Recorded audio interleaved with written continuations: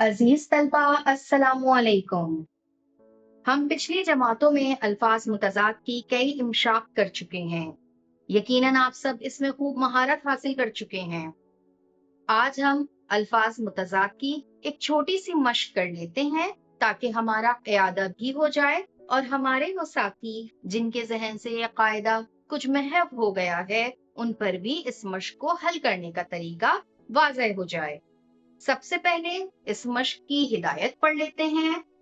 दर्ज झेल इबारत में मौजूद खाली जगहें खत कशीदा अल्फाज के मुतज़ाद अल्फाज से पुर कीजिए।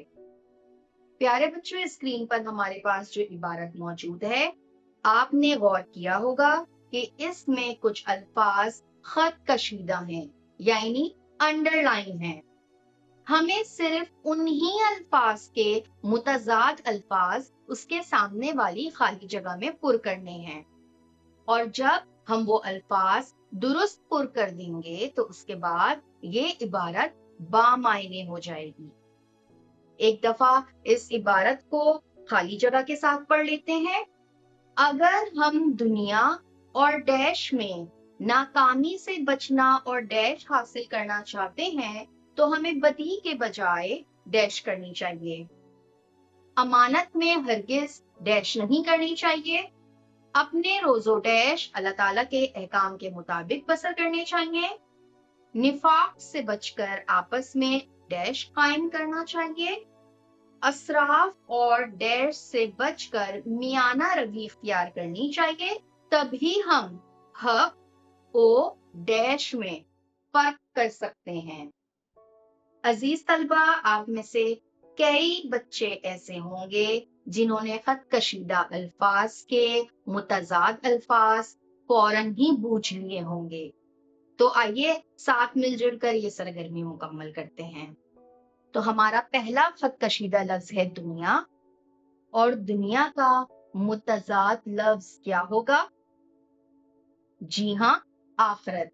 अगर हम दुनिया और आखिरत, ये तो बहुत ही आसान था, में नाकामी से बचना और डैश हासिल करना चाहते हैं, मतलब नाकामी का मुतज़ाद क्या होगा? कामयाबी। हमें बदी के बजाय डैश करनी चाहिए। बदी का मुतज़ाद क्या है? बहुत आसान है, नेकी। देखा कितनी आसानी से हमारी 3 खाली जगहें पुर हो गई हैं। हम आगे चलते हैं। अमानत में हरगिज डैश नहीं करनी चाहिए। अमानत का मुतज़ाद क्या होगा? जी बिल्कुल दुरुस्त, खयानत। आगे का जुमला है, अपने रोजो डैश अल्लाह ताला के काम के मुताबिक बसर करने चाहिए। रोजो शब, बिल्कुल दुरुस्त। रोज जो है दिन को कहेंगे, तो दिन और रात अल्लाह ताला के अहकाम के मुताबिक बसर करने चाहिए। निफाक से बचकर आपस में डैश कायम करना चाहिए।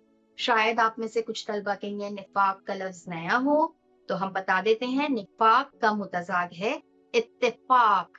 निफाक से बचकर आपस में इत्तेफाक कायम करना चाहिए, मतलब यूनिटी कायम करनी चाहिए। आगे है असराफ और डैश से बचकर म्याना रवि इख्तियार करनी चाहिए। असराफ का क्या मतलब है? असराफ का मतलब है बहुत ज्यादा फजूल खर्ची करना। म्याना रवि का क्या मतलब है? दरमियाना रास्ता इख्तियार करना।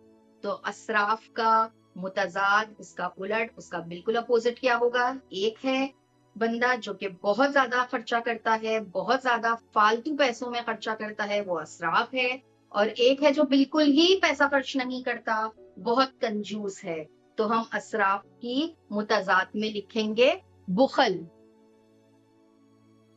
जिसका मतलब है कंजूस।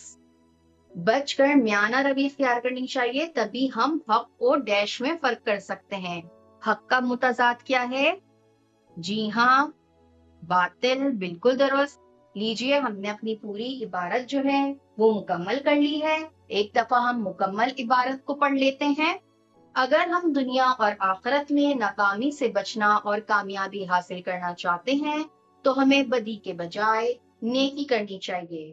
अमानत में हरगिज खयानत नहीं करनी चाहिए। अपने रोजो शब अल्लाह ताला के अहकाम के मुताबिक बसर करने चाहिए। निफाक से बचकर आपस में इत्तेफाक कायम करना चाहिए।